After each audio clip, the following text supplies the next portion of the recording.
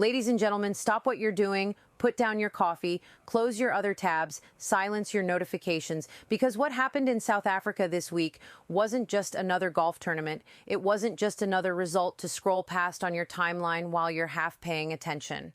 Excited. What happened in Johannesburg was a seismic event. A collision of talent, pressure, emotion, and raw human drama that reminded every single one of us why we fell in love with this game in the first place. Pause, let that sink in for a moment, let it marinate, let it breathe. Bryson DeChambeau just beat Jon Rahm in a playoff, 26 under par, both of them, 72 holes of absolute warfare, and neither man could separate himself from the other.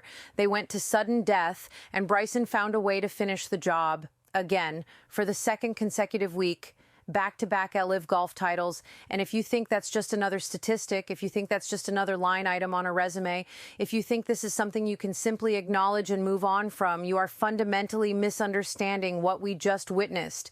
This was not a casual stroll to victory. This was not some comfortable wire-to-wire cruise where Bryson never felt pressure. This was a dogfight against one of the most dangerous players on the planet, and Bryson emerged with the trophy while carrying something heavy on his shoulders that had nothing to do with golf. We need to talk about this. We need to dissect every angle. We need to understand why this moment matters beyond the leaderboard. Because when a player catches fire like this, when the momentum starts building like a freight train barreling down the tracks, the entire golf world shifts its attention. And right now, every eyeball in this sport is locked onto Bryson DeChambeau. Let's start with the finish, because the playoff itself was pure chaos wrapped in tension and served on a platter of mud, literal mud. They went back to the par 5 18th hole. The course had been absolutely soaked by rain throughout the week. Conditions were treacherous, the fairways were soft, the rough was unforgiving, and Bryson, in a moment that could have ended everything, pulled his drive left, not into the rough, not into a manageable lie, not into a spot where you can manufacture some kind of recovery, into the mud, into the muck, into the kind of spot where tournaments go to die and dreams get buried. For a split second, you could feel the door cracking open for Jon Rahm. You could sense the narrative shifting in real time. Here comes Rahm, positioned perfectly from the fairway, ready to capitalize on Bryson's mistake and snatch the title for himself. This was supposed to be the turning point. This was supposed to be the moment where momentum swung decisively in the other direction. But Bryson DeChambeau didn't read that script. He didn't get the memo. He had other plans. He got free relief from the conditions. He was allowed to place the ball. And from that awkward lie, with his feet fighting for stability in the slop, with the entire tournament hanging in the balance, he absolutely ripped his approach shot onto the green. 12 feet from the hole. That wasn't just a recovery. That wasn't just a good shot under pressure. That was a statement. That was Bryson looking adversity dead in the eyes, staring it down and saying, "Not today, not this time, not against me." Meanwhile, Rahm had every advantage. He was in the fairway. He had the cleaner look. He had the kind of position you dream about in a playoff scenario. And his approach found the bunker, not the green, not the putting surface where he could apply pressure, the bunker. Sometimes golf humbles you at the worst possible moment. Sometimes the game reaches up and reminds you that nothing is guaranteed. And that bunker shot changed everything. Rahm blasted out to just beyond 12 feet. Both men had birdie looks. Both men had legitimate chances to win. The tension was palpable. You could feel it through the screen. But Rahm misread his putt. The ball slid past the hole, refusing to drop, and suddenly Bryson DeChambeau had 2 putts for the victory. His eagle attempt finished inches short. Inches, just a breath away from ending it in the most dramatic fashion possible. The tension was almost unbearable because he still had to clean up the birdie. He still had to make the final stroke. One more putt, one more moment where everything could go wrong, and he did it. He absolutely did it. The ball disappeared into the cup, and Bryson DeChambeau had done it again. Back-to-back titles, playoff winner over Jon Rahm. Another massive moment in a career that keeps producing them at an alarming rate. But here's where this story transcends the scorecard. Here's where it becomes something more than just numbers on a leaderboard. Here's where we need to pause and recognize the humanity behind the performance. After the win, Bryson DeChambeau was visibly emotional, tearful, overwhelmed. This wasn't the celebration of a man who had just added another trophy to his collection like it was routine business. This was the release of a man who had been carrying weight that none of us fully understand. This was raw, this was real, this was human. He said a lot had happened in his life in the last week. He thanked his team. He thanked everyone supporting him through whatever challenges he'd been facing. He didn't go into detail about what he'd been dealing with off the course, and honestly, that made the moment feel even more authentic. Sometimes you don't need every detail to understand that someone is fighting battles we can't see. Sometimes the emotion tells the whole story without a single word of explanation. And then he said something that hit hard, something that's going to stick with fans for a long time, something that cuts through all the noise and the statistics and the analysis.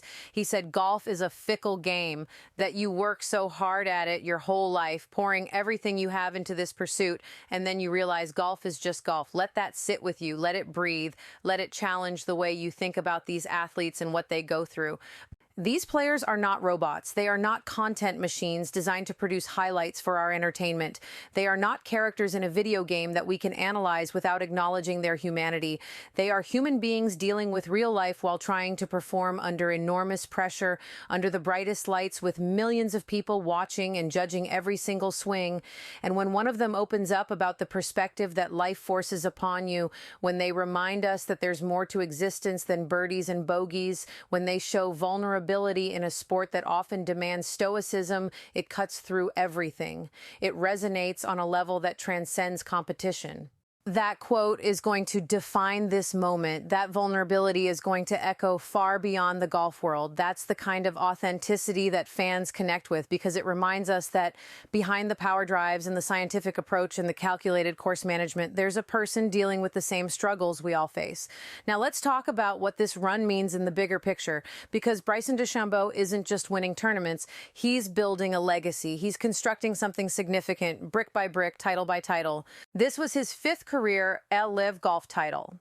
Fifth. That number puts him in elite company on that circuit. Joaquin Niemann has 7.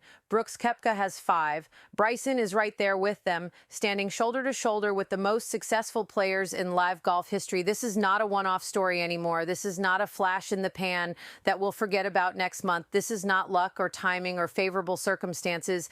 This is a player establishing himself as one of the most dominant forces on that circuit, week after week, title after title. 2 wins in 2 weeks is not normal.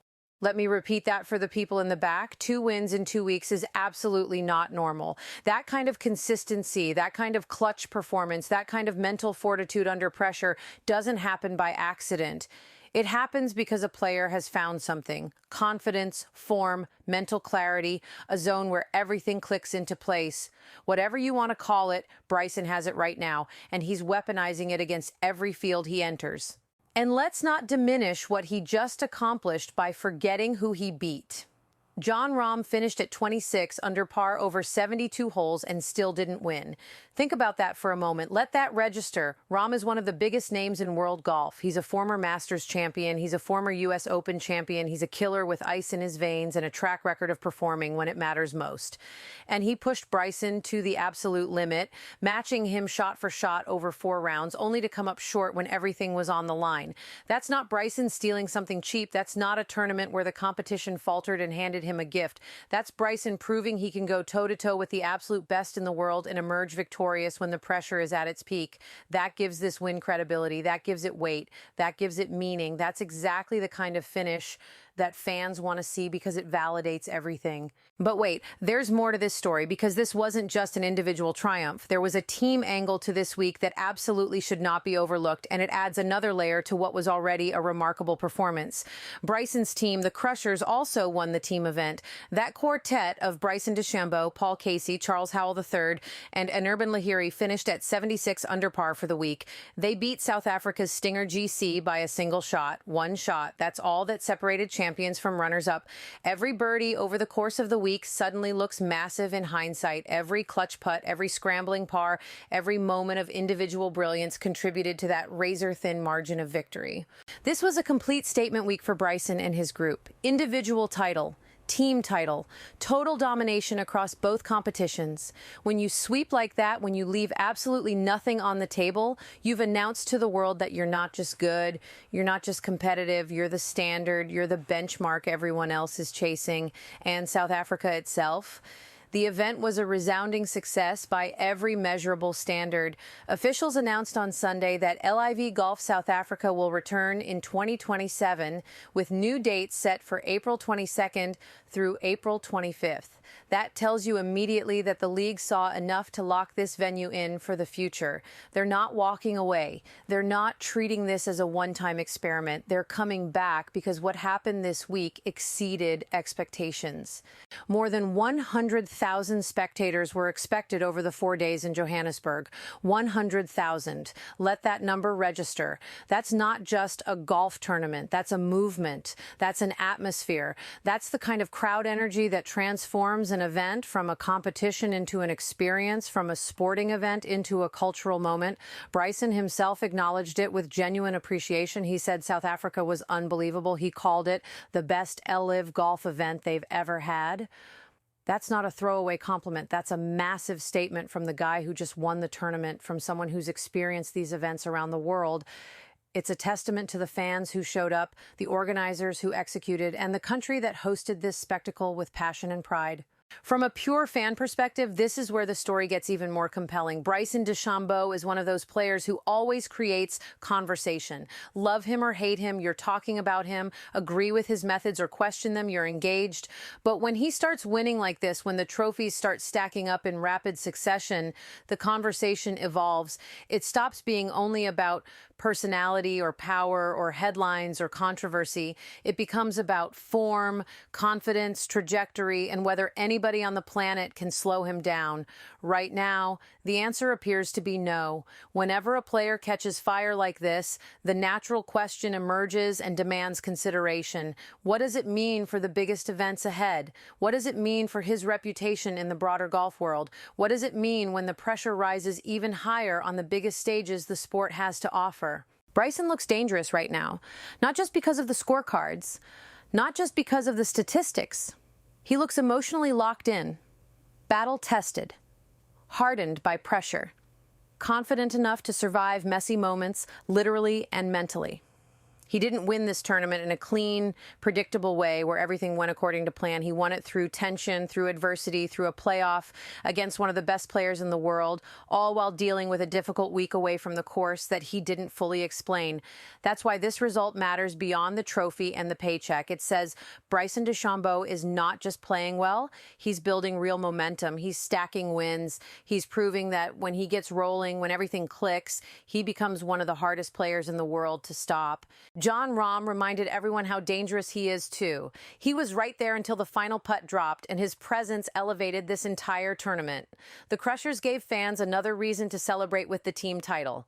South Africa delivered an atmosphere that made the entire event feel bigger than just another stop on the schedule. These are the weeks you remember, the emotional quotes that cut deep, the muddy lie that threatened disaster, the pressure shot onto the green that defied the circumstances, the misread from Rahm that shifted everything, the tap-in birdie that sealed the deal, the tears after the win that revealed the man behind the athlete. That's the stuff that sticks with people. That's the stuff that transcends the sport and touches something deeper in all of us. So yeah, this was a massive moment for Bryson DeChambeau, a painful near miss for Jon Rahm that will fuel him going forward, a huge boost for the Crushers as a team, and a major validation for LIV Golf South Africa as an event with a promising future. And if Bryson keeps this level going, if he maintains this trajectory, if the momentum continues building, everybody in the golf world is going to be watching very closely, because back-to-back wins have a way of changing the entire conversation around a player. They have a way of shifting perceptions, elevating status, demanding respect, and putting someone in the crosshairs of history. The question now isn't whether Bryson DeChambeau is playing well. Everyone can see that. The question is whether anyone can stop him. The question is how far this run can go. The question is what happens when the biggest stages come calling. Tell me what you think. Is Bryson the most dangerous player in golf right now? Did beating Jon Rahm in South Africa cement his status as the man to beat going forward? Drop your thoughts below, because this conversation is just getting started and your perspective matters. If you're a real golf fan who follows these moments closely, who appreciates the drama and the human stories behind the competition, make sure you're subscribed. We're building something here, and you're going to want to be part of it as these stories continue to unfold. Peace.